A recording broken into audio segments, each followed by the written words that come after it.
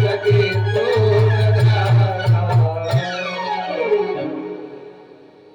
नारद जी भगवान का ध्यान करके, और जब नारद जी के मन से झांकी निकली तब वो छटपटाने लगे, और छटपटाहट में तब आकाशवाणी हुई कि हे नारद जी, तुमको मेरा क्षणिक दर्शन संत सेवा के फलस्वरूप हुआ है। कुछ समय बाद तुम इस शरीर को त्याग दोगे, परंतु तुम्हें मेरी स्मृति बनी रहेगी। प्रलय के बाद पुनः तुम जन्म लेकर के मेरा सानिध्य प्राप्त करोगे। तत्पश्चात मैं सुदामा नामक पर्वत पर जाकर के प्रभु के गुणगानों का गान करता हुआ मृत्यु की प्रतीक्षा करने लगा। मृत्यु के बाद भगवान का पार्षद बना। प्रलय का समय आने पर मैं ब्रह्मा जी के पेट में चला गया। पुनः सृष्टि होने पर मैं अन्य मरीज आदि ऋषियों के साथ ब्रह्मा जी की गोद से पैदा हुआ। तभी से मैं भगवान के गुणगान करता हुआ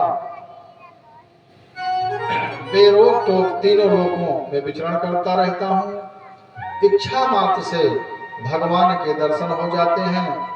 ऐसा कहते कहते नारद जी विह्वल होकर के नमो भगवते तुभ्यं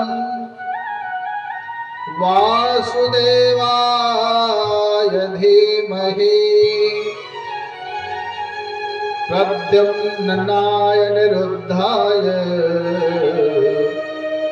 नमः संकर्षणाय च।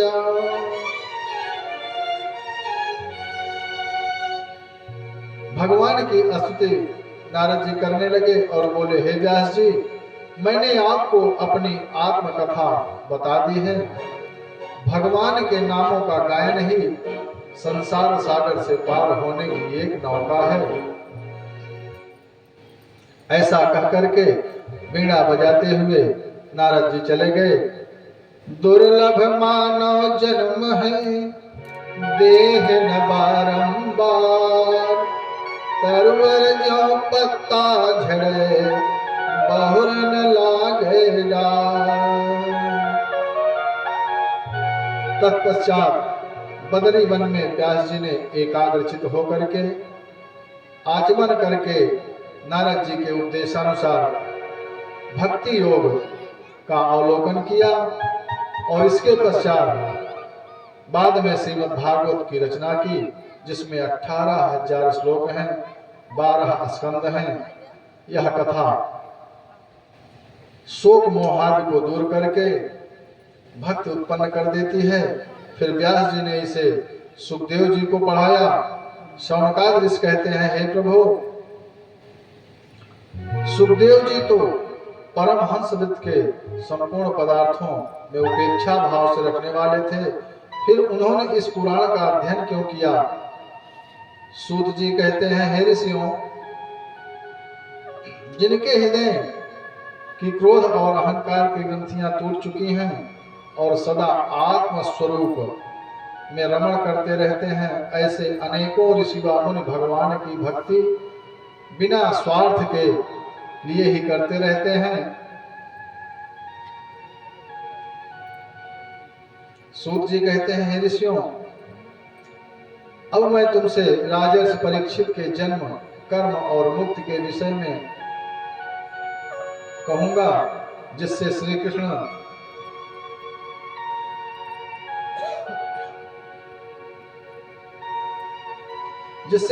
भगवान की मधुर लीलाओं का अवलोकन स्वतः ही हो जाएगा। जब कौरवों और पांडवों के युद्ध महाभारत की समाप्ति पर दुर्योधन की जंघा भीम की गदा प्रहार से भग्न हो गई और वह संग्राम भूमि में पड़ा था, तब अश्वत्थामा ने यह सोचकर कि मेरा यह कार्य दुर्योधन को अच्छा लगेगा, द्रौपदी के सोए हुए 5 पुत्रों के सिर काट करके दुर्योधन के सामने रख दिए। लेकिन इस घृणित कार्य से दुर्योधन प्रसन्न नहीं हुआ। अश्वत्थामा से बोला, दुष्ट, तूने तो हमारे वंश को ही मिटा दिया। उधर पुत्र शोक से व्याकुल द्रौपदी के विलाप को देख करके अर्जुन ने प्रतिज्ञा की कि मैं अपने पुत्रों के हत्यारे अश्वत्थामा का सिर काट करके अभी तुम्हारे सामने डाल दूंगा और तुम्हारे दिल को शांत करूंगा। उधर भयभीत अश्वत्थामा जब भागते भागते थक गया, तब अपनी प्राण रक्षा के लिए उसने ब्रह्मास्त्र को कैसे वापस किया जाता है या नहीं जानते हुए भी ब्रह्मास्त्र छोड़ दिया। अब तो उस ब्रह्मास्त्र से प्रचंड अग्नि रूपी विपत्ति को आया देख करके अर्जुन श्री कृष्ण से कहने लगे, हे गोविंद, हे घनश्याम, आप ही मुझे इस विपत्ति से बचा सकते हैं। इस समय आप ही मेरे एकमात्र सहारे हैं। हे स्वामी, यह तेज कहां से आ रहा है? कृष्ण कृष्ण महाभाग भक्तानां भयंकर त्वमेको दह्यमानानां पर्वगोस संस्थिते। श्री भगवान वाच वेदत्तेयं द्रोणपुत्रस्य ब्राह्मस्त्रं प्रदर्शितं नैवासौ वेद संहारं प्राणवाद्य उपस्थिते। भगवान कहते हैं, हे अर्जुन, यह द्रोणपुत्र अश्वत्थामा द्वारा छोड़ा गया प्रचंड ब्रह्मास्त्र है। वह इसे वापस करना नहीं जानता है, फिर भी प्राण बाधा होने के कारण उसने इस ब्रह्मास्त्र को छोड़ दिया है। तुम इसे लौटाना जानते हो, अतः अपना ब्रह्मास्त्र छोड़ करके दोनों को वापस लौटा लो। अर्जुन ने ऐसा ही करके भागते हुए अश्वत्थामा को पकड़ लिया और बांध करके शिविर की तरफ ले चला। भगवान श्री कृष्ण कहते हैं, हे अर्जुन, तुमने प्रतिज्ञा की थी कि मैं इसे मार दूंगा, तुम इसको क्यों नहीं मार रहे हो? मत्तम प्रमत्तम उत्मत्तम स्वप्तम बालम स्त्रियं जड़म प्रपन्नम विरथम भेतम नरिपुं हंत धर्मतो। क्योंकि शराब पी करके मतवाले, असावधान, ग्रहादि दोषों से ग्रसित सोए हुए बालक, स्त्री, उद्यम न करने वाले और शरणागत, रथ विहीन और भयभीत हुए शत्रुओं को धार्मिक लोग नहीं मारते हैं, लेकिन इसने तो सोए हुए बालकों को मार करके जघन्य अपराध किया है, तुरंत इसको मार दो। अर्जुन ने आप्ताई पुत्र को वहीं न मार करके शिविर में ले जाकर के द्रौपदी के पास खड़ा कर दिया और द्रौपदी ने देखा उसके बच्चों की हत्या करने वाला गुरुपुत्र महारथी अश्वत्थामा रस्सी से बंधा हुआ नीचे की ओर मुंह करके खड़ा हुआ है। द्रौपदी का हृदय करुणा से भर गया और कहने लगी, मुच्यतां मुच्यतामेष ब्राह्मणो नितरां गुरु। छोड़ दीजिए, छोड़ दीजिए। मुच्यताम मुच्यताम, ब्राह्मण साक्षात गुरु होता है। हे अर्जुन, जिसकी कृपा से आपने अस्त्र शस्त्र और धनुर्वेद की विद्या प्राप्त की थी, यह उन्हीं गुरुदेव भगवान का पुत्र है। मैं जिस प्रकार अपने पुत्रों के लिए रो रही हूँ, उसी प्रकार अश्वत्थामा की माता, द्रोणाचार्य की पत्नी, गौतम की पुत्री और पतिव्रता कृपी रोती न फिरे, अतः तुम इसे तुरंत छोड़ दो। द्रौपदी की बात का युधिष्ठिर महाराज ने अनुमोदन कर दिया। भीम बोले, सुप्त बालकों के हत्यारे का वध उचित है। श्री कृष्ण ने भीम का समर्थन किया। भीम जी युधिष्ठिर का विरोध करते हैं कि इसने सोते हुए बालकों की हत्या कर दी है, क्या यह उचित है? भीम के समर्थन में श्री कृष्ण भी रहते हैं। मारो निर्दस्य जननी गौतमी पति देवता यथाहं मृत्युवत्सार्ता रोधिव्य सुमुखी मुहुः। सूत जी कहते हैं कि हे ऋषियों, अर्जुन ने भगवान का अभिप्राय जान करके और उसके मस्तक में मणि निकाल करके और बाल काट करके शिविर से निकाल दिया, क्योंकि बाल काटना, धन छीन लेना, स्थान से निकाल देना, देश निकाला कर देना, यही ब्राह्मणों के वध के बराबर है। दैहिक वध शास्त्र संगत नहीं है। ब्राह्मणों की हत्या करना शास्त्र संगत नहीं है।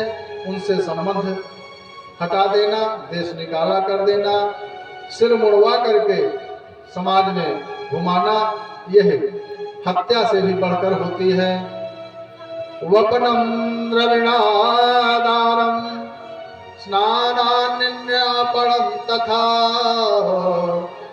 एष हि ब्रह्मबंधुना नान्योस्ति दैहिकः। तुलसीदास जी रामचरितमानस में लिखते हैं, यद्यपि जगदारुण दुख नाना, यद्यपि जगदारुण दुख नाना, यद्यपि जगदारुण दुख नाना, यद्यपि जगदारुण दुख नाना, सबते कठिन जाति अपमाना, सबते कठिन जाति अपमाना, सबते कठिन जाति अपमाना। तदंतर सबने बालकों का दाह संस्कार किया और युधिष्ठिर महाराज को राज सिंहासन पर बिठा करके अश्वमेध यज्ञ करा करके सबके द्वारा सम्मानित होकर के रथ में बैठे ही थे कि उत्तरा रोती हुई दौड़ती आई और कहने लगी, पाहि पाहि महायोगिन देव देव जगत्पते नान्यं त्वद्भयं पश्ये यत्र मृत्युः परस्परम्। हे जगतपते, हे देव, हे महायोगिन, मेरी रक्षा करो, मेरी रक्षा करो। मेरा भय दूर करने वाला और कोई नहीं है। संसार के जीव तो परस्पर मृत्यु से त्रस्त हो हैं, दूसरे की रक्षा क्या करेंगे। हे प्रभु, आप ही हमारी रक्षा करें। दीन दयाल बिरद संभारी, दीन दयाल बिरद संभारी, दीन दयाल बिरद संभारी, दीन दयाल बिरद संभारी। हरहु नाथ मम संकट भारी, हरहु नाथ मम संकट भारी, हरहु नाथ मम संकट भारी। हे प्रभु, यह अश्वत्थामा का अस्त्र चाहे मुझे जला दे, पर मेरे गर्भ का नाश न होने पावे। प्रभु, आप मेरी रक्षा करें, मेरी गर्भ की रक्षा करें। अपधार्य वचस्तस्या भगवान वत्सलः। उत्तरा के ऐसे विह्वल वचनों को सुन करके भगवान श्री कृष्ण जान गए कि पृथ्वी को पांडव वंश विहीन करने के लिए पुनः ब्रह्मास्त्र का संधान किया गया है। सभी ब्रह्मास्त्र से भयभीत हुए। भगवान ने अपने चक्र से पांडवों की रक्षा की तथा पांडवों की संतति की भी रक्षा के लिए अपनी योग माया से उत्तरा के गर्भ में प्रवेश करके उसके गर्भ की रक्षा की। क्यों न पांडवों को भगवान के वचनों पर विश्वास था कि सर्वधर्मान परित्यज्य मामेकं शरणं व्रज अहं तो सर्वपायेभ्यो मोक्षयिष्यामि मा शुचः। और जहाँ विश्वास नहीं वहाँ सखा भाव मैत्री भाव कैसे होगा।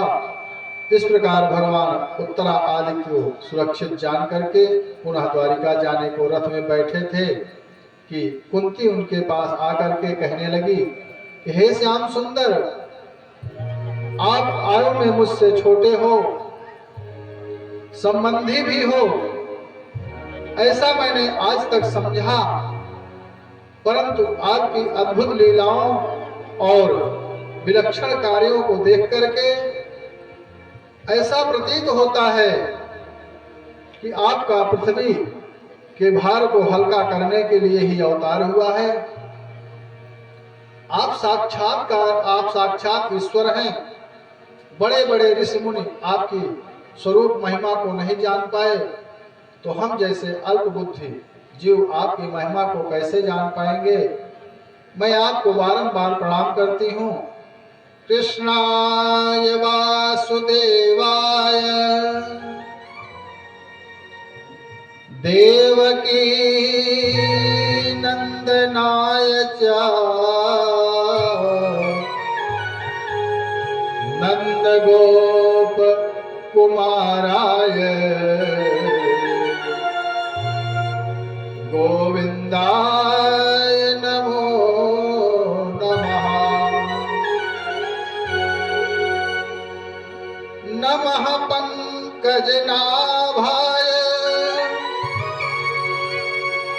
नमः पंकजमालिने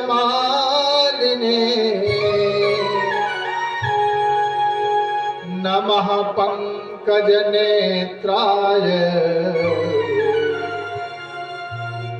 नमस्ते पंकजाग्रे। हे प्रभु, आप सारे संसार के भूषण हैं। नक्षत्र भूषणम चंद्रः नारीणाम भूषणम पतिः सर्वस्य भूषणम जगतपतिः। आप संसार के भूषण हैं, जगतपति हैं। आप ही सारे संसार के आराध्य हैं, जगत पिता हैं। आप ही जगत के पालनहार हैं। भगवान कहते हैं, हे बुआ जी, मैं जो भी हूं बाद में हूं, लेकिन पहले भक्त का दास हूं। अहम भक्त पराधीनो व्यास्वंतत्वद्विजः। युधिष्ठिर महाराज ने श्री कृष्ण भगवान को कुछ दिन और रोक लिया। सूत जी कहने लगे, हे ऋषियों, युधिष्ठिर महाराज ने राज्य तो प्राप्त कर लिया था, परंतु मन अशांत था। सोचते थे कि इस महाभारत के युद्ध में 18 अक्षौहिणी सेना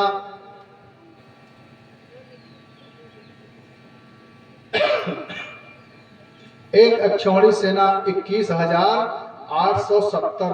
एक अक्षौहिणी सेना में 21,870 रथ और 21,870 हाथी, 1,09,350 सैनिक और 65,610 घोड़े एक अक्षौहिणी सेना है। तो सोचते हैं युधिष्ठिर जी कि इस महाभारत में युद्ध में 18 अक्षौहिणी सेना मारी गई हैं।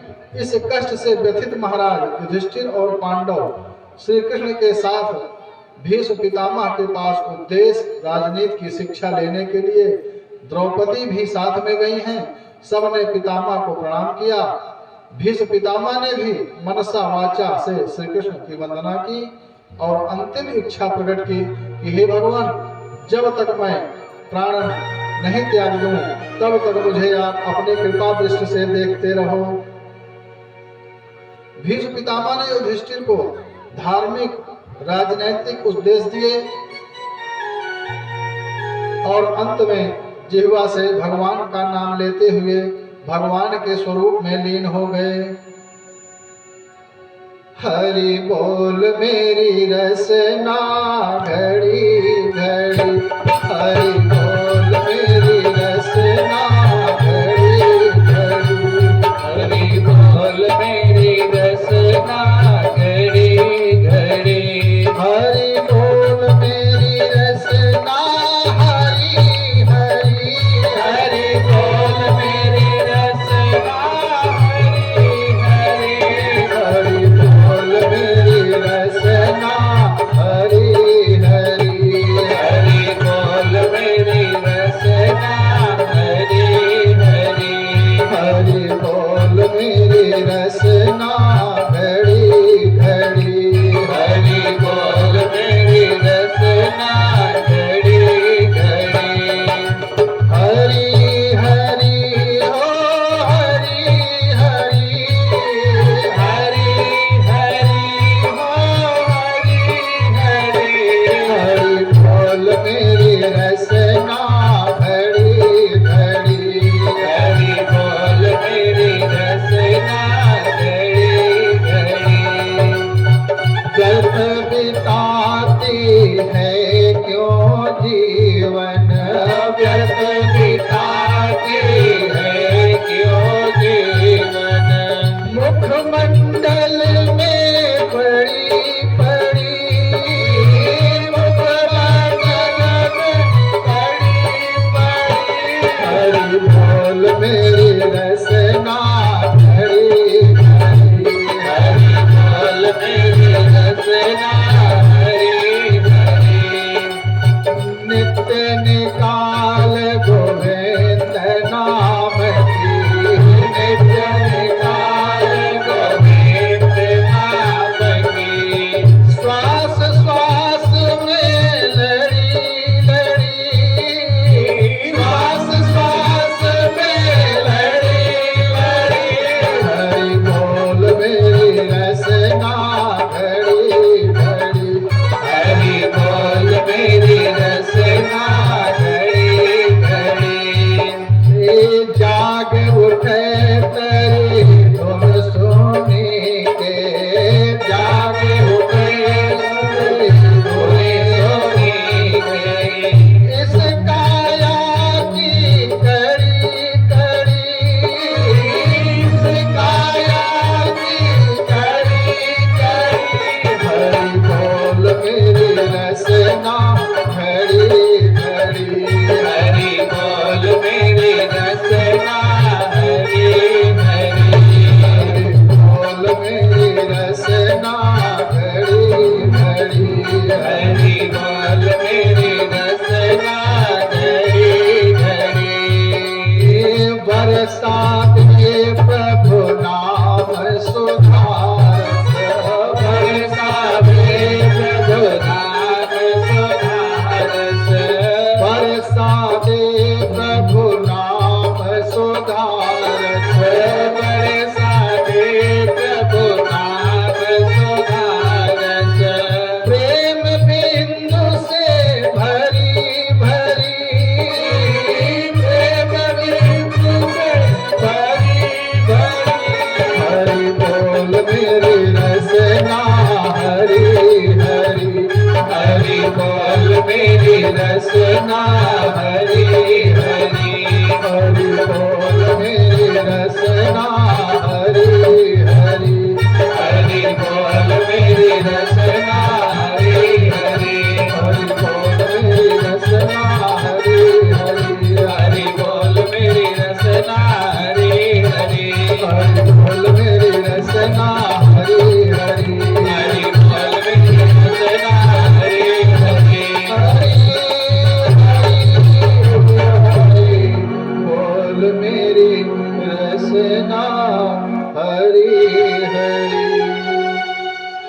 तदंतर में श्री कृष्ण पांडवों और अन्य सभी से वंदित होकर के द्वारिका पधारे। रास्ते में उनका स्थान स्थान पर भव्य स्वागत हुआ। द्वारिका में भगवान के संबंधियों और प्रजा ने बड़ा स्वागत किया। नगर को ध्वजा तोरणों पताकाओं से सजाया गया। सभी पुष्पों मंगल द्रव्यों से भगवान का स्वागत करने लगे, वंदना करने लगे। माता और रुक्मिणी आदि ने भी वंदना की। पितु मातु सहायक स्वामिन सखा, तुम ही एक नाथ हमारे हो, जिनके कछु और आधार नहीं, उनके ही तुम रखवारे हो। पितु मातु सहायक स्वामी सखा, तुम ही एक नाथ हमारे हो। हे सूत जी, अश्वस्थामा के ब्रह्मास्त्र से भगवान ने जिस परीक्षित उत्तरा के गर्भ को पुनः जीवित किया, उसके जन्म कर्म तथा श्री सुखदेव जी के अमृतमय उपदेशों को सुनकर लोकांतर को गए, इस विषय में हम सब वृत्तांत सुनाना चाहते हैं। सूत उवाच अंगुष्ठामात्र तमलम स्फुरत्पुटमौलिनम् अपेच्य दर्शनम श्यामम तडित्वा समच्युतम। अपनी माँ के उदर में अश्वस्थामा के तेज से जल रहे उस गर्भ ने अनूठे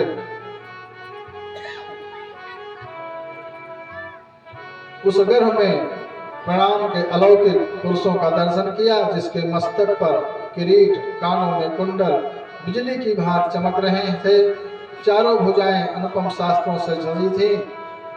गदा को घुमाते हुए देखा, लेकिन वह दिव्य स्वरूप उसकी रक्षा करके अदृश्य हो गया। समय पर 5 पांडवों का वंश दूसरे पांडव की तरह पैदा हुआ। युधिष्ठिर महाराज ने धूम, कृपाचार्य आदि को बुला करके पुण्याहवाचन कराया, सोना चांदी गौ अन्न सब दान दिए। युधिष्ठिर महाराज पूछने लगे, हे ब्राह्मणों, यह हमारे वंश का प्रकाशक आचरण और बल में कैसा होगा? ब्राह्मण उचुहु पार्थ प्रजाविता साक्षात् इक्ष्वाकुरो मानवाः राम ब्रह्मण्या सत्यसन्धश्च रामो दाशरथिर्यथा।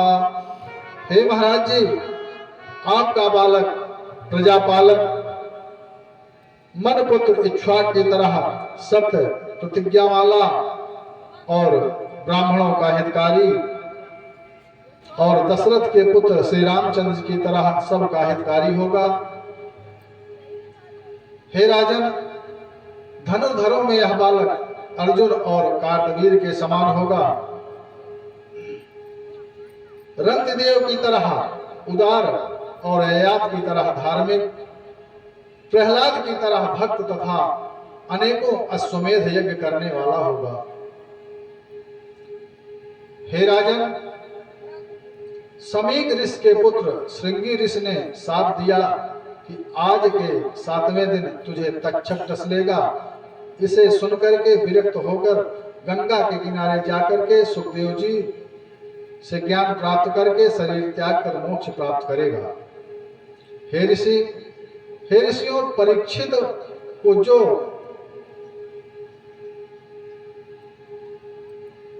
हे ऋषियों, परीक्षित परिता इक्षत इत परीक्षितः, जो उसे लेता है उसकी तरफ ही देखता है। धीरे धीरे चंद्रमा की तरह बढ़ने लगा। युधिष्ठिर महाराज ने राजा मरुत के यज्ञ में छोड़े गए पात्रों व धन को मंगा करके अश्वमेध यज्ञ किया, जिसमें द्वारिकाधीश को भी बुलाया गया। यज्ञ संपूर्ण करने के बाद भगवान श्री कृष्ण पुनः द्वारिका चले गए। अर्जुन भी साथ में गए। सूत जी कहते हैं, हे ऋषियों, तीर्थ यात्रा को निकले हुए श्री विदुर जी को आता देखा तो सभी पास जाकर के प्रणाम करने लगे। उनमें पांडव, कृपाचार्य, धृतराष्ट्र, द्रौपदी, सुभद्रा, द्रोणाचार्य की पत्नी सब ने अश्रुपूरित नेत्रों से स्वागत किया। और युधिष्ठिर ने विदुर जी से कहा, युधिष्ठिर्वाच अपयस्मरत्नो युष्मच्च पचक्षाया समेधितान् विपद्गणादुषान्यान् दे मूर्छिताय समात्रिकाः। हे चाचा जी, जिस तरह पक्षी अपने बच्चों को अति स्नेह के कारण पंखों में छुपा लेता है और पालता पोसता और बढ़ाता है, आपने भी माता के साथ हम सबको विष और लाक्षागृह की आग से और अनेक विपत्तियों से बचाया था। क्या आपको हमारी याद आती थी? इसके बाद युधिष्ठिर ने सारा वृत्तांत सुना दिया। विदुर जी ने धृतराष्ट्र को आत्म तत्व का उपदेश दिया और कहा, हे भ्राता श्री, आप यहाँ से शीघ्र निकल जाइए, क्योंकि काल सिर पर आ गया है। आपके पुत्रादि सारे रिश्तेदार मारे जा चुके हैं। जिस भीम ने आपके पुत्रों को मार दिया है, उसी भीम के द्वारा दिए गए अन्न का आप कुत्ते की तरह भोग कर रहे हैं। भूयिमा भीमा वर्जितम पिंड मादत्ते गृहपालवत्। मानसिकहीन भावना यह सोच, हे राजन, इस पांडु पुत्रों को तुमने विष दिया, उनकी द्रौपदी को सभा में नग्न करवाया, जिनका राज्य धन सब ले लिया था, उनके द्वारा दिए गए अन्न से आपका क्या हित होगा? अग्निर्शिष्टो दत्तच्च गरोदाराश्च दोषिताः हतं क्षेत्रं धनम ऐसा तदत्तैर शुभे कियत। और हे भ्राताश्री, आपने अपने अपने किए कर्मों का फल सबको अवश्य ही भोगना पड़ता है। हे भाई, जीव अपने कर्मों से पैदा होता है, बढ़ता है तथा अपने ही कर्म से सुख दुख तथा मरण को प्राप्त होता है। अवश्यमेव भोक्तव्यम कृतं कर्म शुभाशुभम। जीव को अपने अच्छे बुरे किए कर्मों का फल अवश्य भोगना पड़ता है और व्यक्ति का कर्म उसे अपने कर्मों का फल ही भोगवाता है। यथाधेनो सहस्रेषु वत्सो विन्दति मातरम तथा पुरा कृतं कर्म कर्तारम अनुगच्छति। हे भ्राताश्री, जैसे हजारों गायों में से बछड़ा अपनी माता गाय को पहचान लेता है, उसी तरह मनुष्य द्वारा किए कर्म कर्ता के साथ ही जाते हैं, यानी उसी को अच्छा बुरा फल देते हैं। आपके अब दुखी होने से क्या फायदा? अब आप उस गम को भुला करके परमात्मा में अपना मन लगा लो। विदुर के निर्देश पर धृतराष्ट्र और गांधारी रात्रि में चुपचाप उत्तर दिशा की ओर चले गए। पता पड़ने पर युधिष्ठिर ने संजय से पूछा, हमारे अंधे चाचा चाची कहाँ गए हैं? संजय बोलते हैं, महाराज, मुझे बताकर नहीं गए हैं। तभी वहां पर देवर्षि नारद जी वीणा बजाते हुए नारायण धुन में मस्त होते हुए आ गए। श्रीमन्नारायण भजमन्नारायण श्रीमन्नारायण नारायण नारायण श्रीमन्नारायण भजमन्नारायण श्रीमन्नारायण नारायण नारायण लक्ष्मी नारायण लक्ष्मी नारायण श्रीमन्नारायण नारायण नारायण श्रीमन्नारायण नारायण नारायण।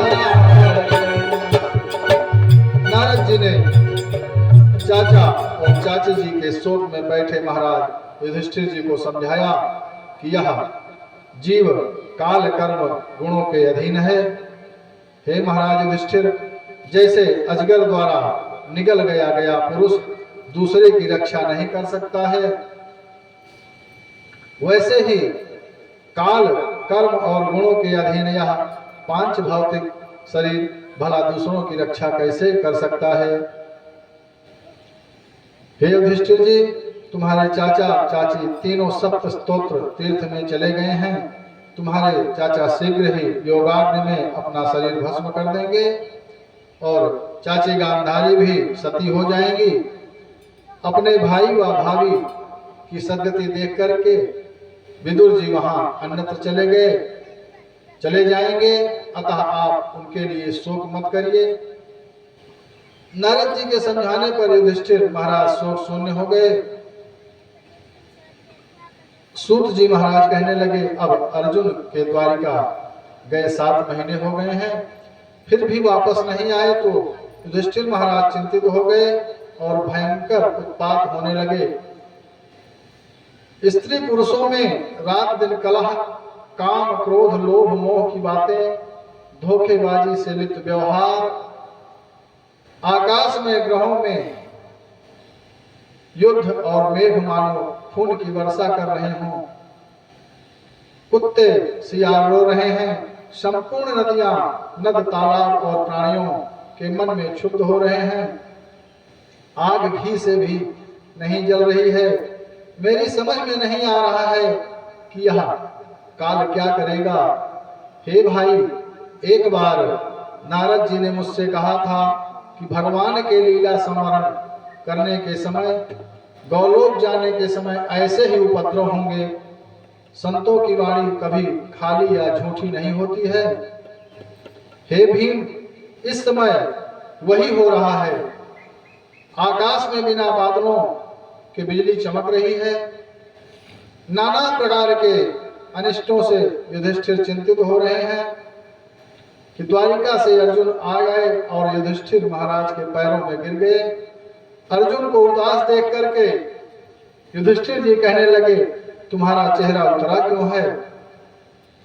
हमारे संबंधी द्वारिकाधीश का परिवार सकुशल तो है? तुम शीघ्र ही अपनी उदासी का कारण बताओ। अर्जुनवाच वंचितो हम महाराज हरिणा बंधुरूपिणा येन मे प्रहितं तेजो देव विश्वापनं महम्। हे महाराज, मैं अवश्य श्री कृष्ण से शून्य हो गया हूं। देवताओं को भी विस्मय में डाल देने वाला जो तेज था, वह तेज को उन्होंने मुझसे हर लिया है। अब मेरे ऊपर से उनकी नजर उठ गई है। हे महाराज, जिनकी कृपा से मैंने इंद्र को जीत करके खांडव वन अग्नि को दिया था, अपार बल वाले जरासंध के भाई भीम ने जिनकी कृपा से चीर दिया था, जिन्होंने हमारे वनवास के समय दुर्वासा के भयंकर शाप देने से रक्षा की थी, जिनकी कृपा से मुझे भगवान शिव पाशुपात अस्त्र मिला था तथा महाभारत के युद्ध में मैंने शल्य और गुरु द्रोणाचार्य, कर्ण, पितामह आदि असंख्य महारथियों को धराशायी कर दिया था। आज वे ही धनुष्मान, गांडीव, रथ आदि होने पर भी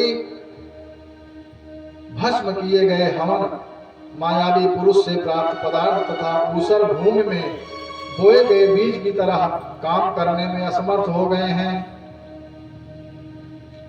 आज मुझसे सामान्य भीलों से भी गोपियों की रक्षा न हो सके। हे महाराज, आप जिनकी कुशल पूछ रहे हैं, ब्राह्मणों के शाप से समस्त यादव कुल का संहार हो चुका है और भगवान भी जिस तरह पैर लगे कांटे को कांटे से निकालकर दोनों कांटों को फेंक देते हैं, उसी प्रकार कौरव और यादव आदि का संहार करके अपने विग्रह को भी अंतर्हित कर लिया है। सूत जी कहते हैं, हे ऋषियों, इस समाचार को सुनकर के युधिष्ठिर महाराज ने अपने पौत्र परीक्षित को राज्य सौंप करके तथा अनिरुद्ध के लड़के वज्र को मथुरा का राज्य दे करके अपने भाइयों सहित उत्तर दिशा की ओर प्रस्थान कर दिए तथा द्रौपदी सहित इस स्थूल शरीर का त्याग कर दिया और भगवत स्वरूप को प्राप्त हो गए। श्री सूत जी कहते हैं, हे ऋषियों, राज सिंहासन पर आसीन होने के बाद महाराज परीक्षित ने उत्तरा की कन्या इरावती से विवाह किया और उससे जन्मेजय आदि 4 पुत्र पैदा हुए। एक बार विशाल सेना लेकर के अनेकों राजाओं को भद्राश्च, केतुमाल, उत्तर भारतपुर एवं किम पुरुष आदि के राजाओं को जीत करके वहां से भेंट प्राप्त करके हर देश प्रदेश में अपने पूर्वजों और श्री कृष्ण की प्रशंसा सुनते हुए प्रसन्न होते हुए जा रहे थे। एक दिन रास्ते में देखा कि बैल के वेश में धर्म को केवल एक पैर से खड़ा और पृथ्वी को गौ के वेश में बाल विहीन माता की तरह आकुल है। पृथ्वी रो रो करके कह रही थी कि भगवान श्री कृष्ण के चले जाने पर, कलयुग के आने पर अधर्मियों के अत्याचार बढ़ने से अधर्म बढ़ गया है। उन दोनों को एक राजा जैसा वेश वाला पुरुष हाथ में डंडा लेकर के पीट रहा था। महाराज परीक्षित ने देखा कि बैल सफेद कमल रज्जु की तरह सफेद रंग का है। भय से भयभीत होकर के मूत्र और आंखों से असुधारा बहा रहा है और गाय जिसका बछड़ा भी उसके पास नहीं था, बड़ी दुर्बल लाचार होकर के रो रही थी।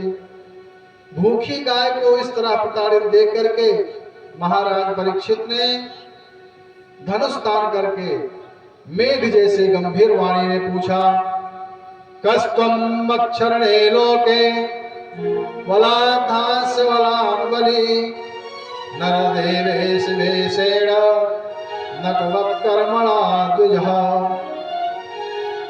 अरे तुम देश में राजा की तरह दिखाई देते हो, परंतु मेरे राज्य में जिसका एकमात्र स्वामी मैं ही हूँ, तुम इन निरपराधों और हाथ उठाने वाले कौन हो?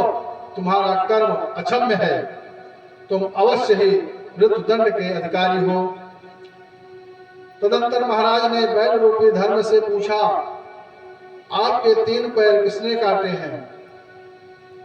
आप केवल एक ही पैर से रेंग रहे हैं, शायद आप बैल के रूप में कोई देवता हैं।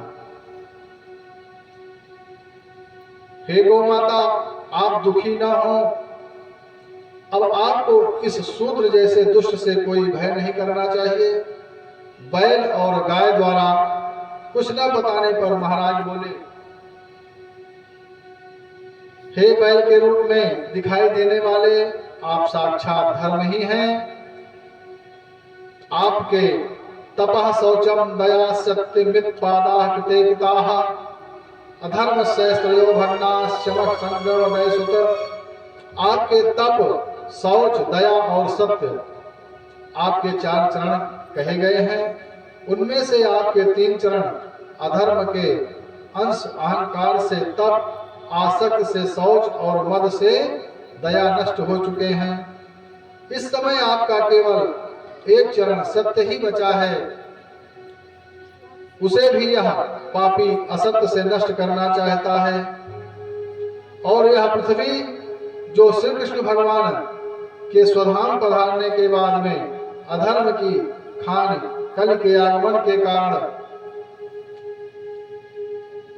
अधर्मियों, शास्त्र विरोधियों और ब्राह्मण निंदकों के आदि के अनेक उत्पातों से दुखी होकर के रो रही है।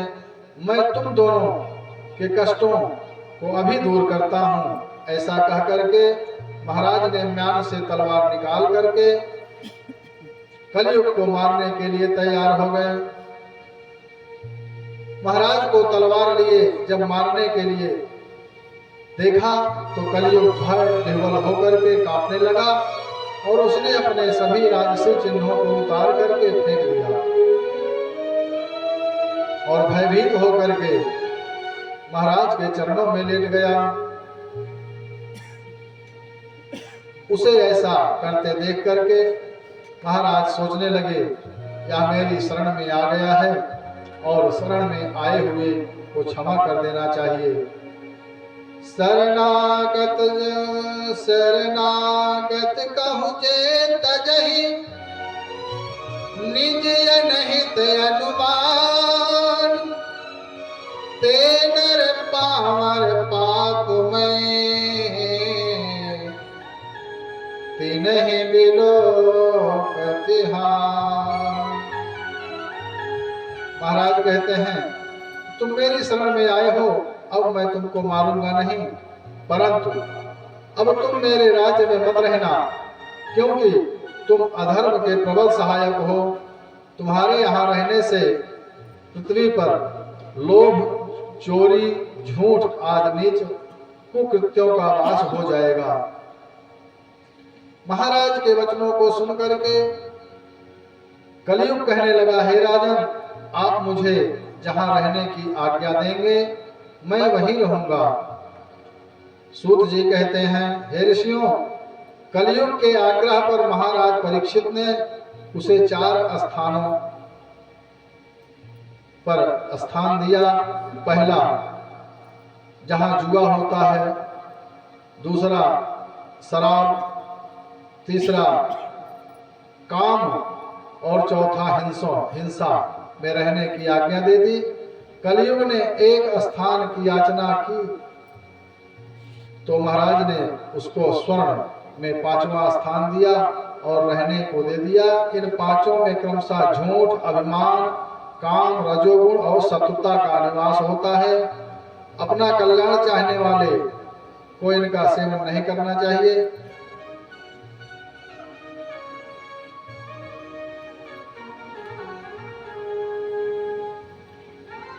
सूतोवाच नानद्देष्टिकलं सम्राट् सारंगं सार्भुक कुशलान्यासु सिद्ध्यन्ते नेतरान् कृतानयत।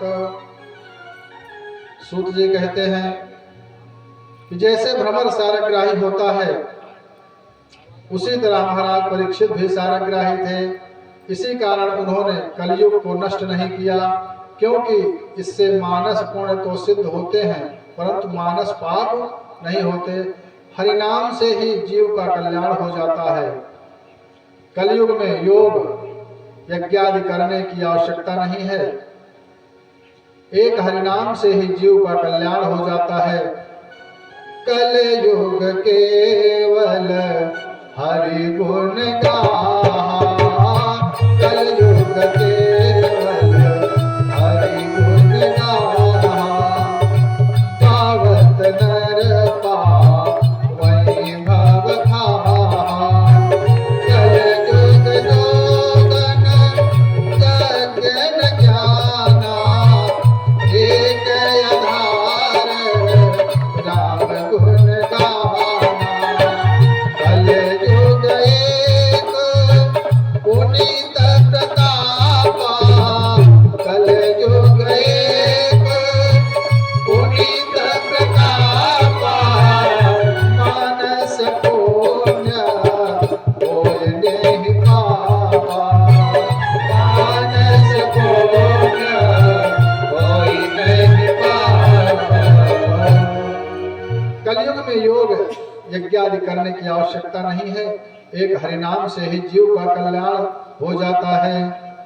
एक दिन महाराज ने धनुष बाण लेकर के जंगल में वन में शिकार करने के लिए उद्यत हुए।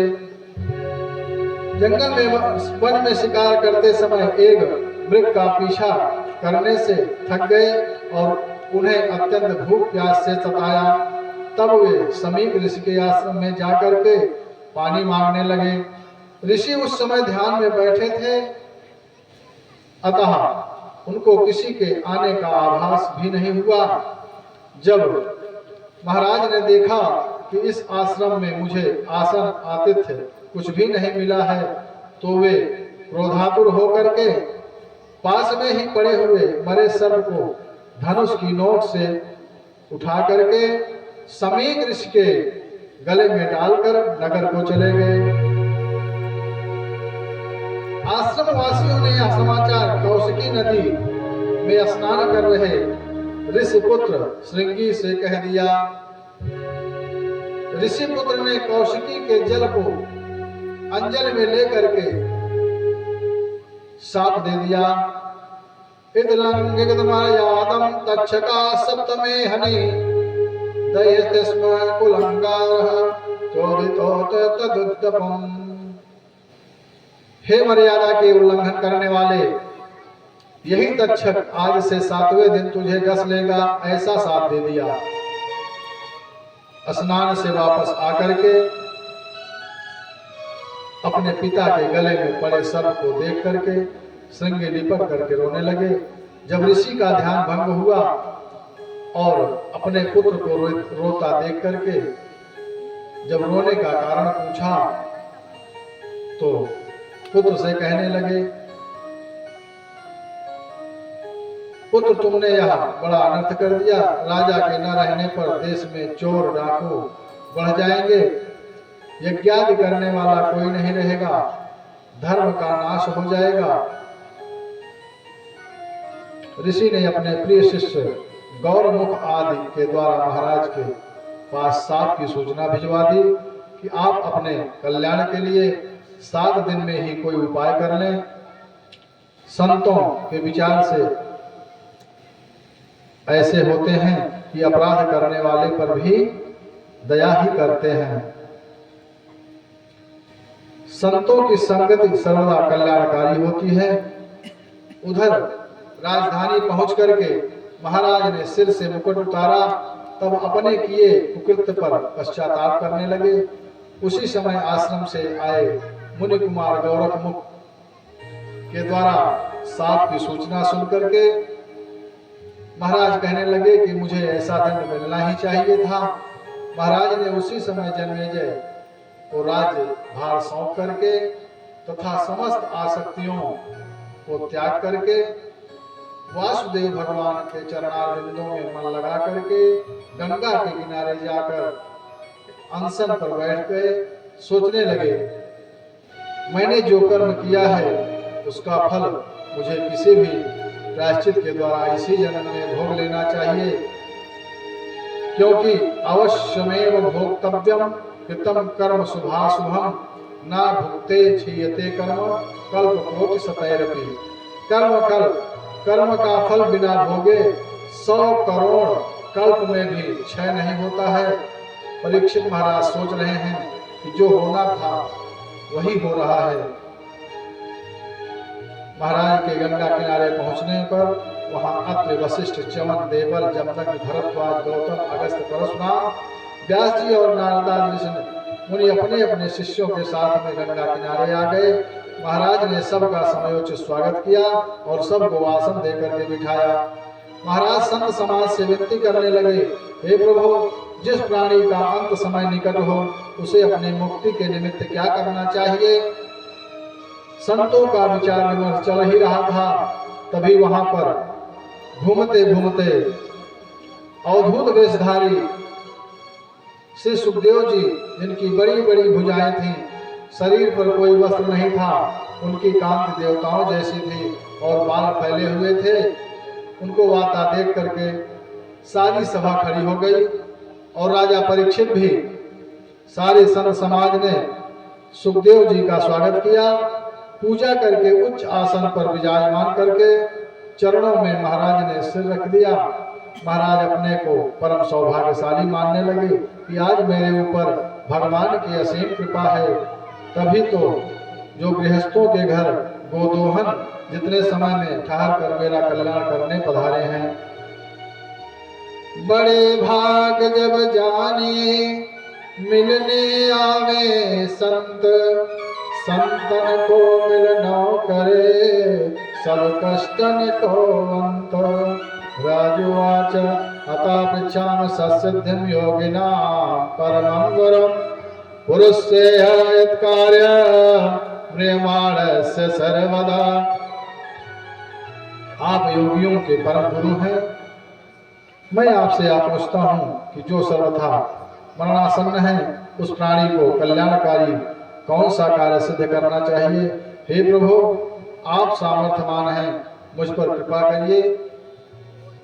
हे प्रभु, कृपा करके सत्कर्म तथा त्याज्य कर्मों को ही बताने की कृपा करें। महाराज ने श्री सुखदेव जी महाराज से अपने कल्याणार्थ प्रश्न किए। जो वाद विवाद हार जीत आदि को दर्शाने को किए जाते हैं, तुच्छ प्रश्न एक प्रश्न 4 प्रकार के होते हैं। पहला तुच्छ प्रश्न। तुच्छ प्रश्न वह है जो वाद विवाद हार जीत आदि को दर्शाने के लिए किए जाते हैं। दूसरा प्रश्न कनिष्ठ, जो वक्ता की परीक्षा करने के लिए किए जाते हैं। और तीसरा प्रश्न मध्यम प्रश्न होता है, जो अपनी बुद्धि की चतुराई दिखाने को किए जाते हैं। और चौथा उत्तम प्रश्न, जो अपने कल्याणार्थ संदेह को दूर करने के लिए किए जाते हैं। महाराज परीक्षित ने उत्तम प्रश्न किया है। श्री सुकुवाच वरीयानेश ते प्रश्नः कितो लोकहितं नृपः आत्मसम्मता पुंसां सोतमद्यासुया परः। श्री सुखदेव जी कहने लगे, हे राजन, आपने मनुष्यों के सुनने योग्य विषय में जो प्रश्न किया है, यह अति उत्तम, सबका हित करने वाला तथा आत्मविद पुरुषों को भी मान्य है। हे राजन, प्राणियों को मानव शरीर पाकर के धन, स्त्री, संतति तथा शरीर आदि में आसक्त नहीं होना चाहिए। मानव जन्म का श्रेष्ठ लाभ यह होना चाहिए कि अंत समय में उसे भगवान नारायण की स्मृति हो जाए। अतः भगवान की लीलाओं का स्मरण कीर्तन ही इस नश्वर शरीर का पुनीत कर्तव्य है। यह संसार जीव का सदैव रहने का स्थान नहीं है। रहना नहीं देश बिराना है, रहना नहीं देश बिराना है। यह संसार कागज की पुड़िया, यह संसार कागज की पुड़िया। बूंद पड़े गल जाना है, बूंद पड़े गल जाना है। रहना नहीं देश बेगाना है, रहना नहीं देश बेगाना है।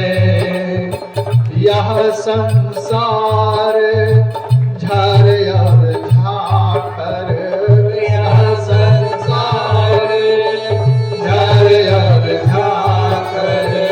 आग लगे मरी जाना है, आग लगे मरी जाना है।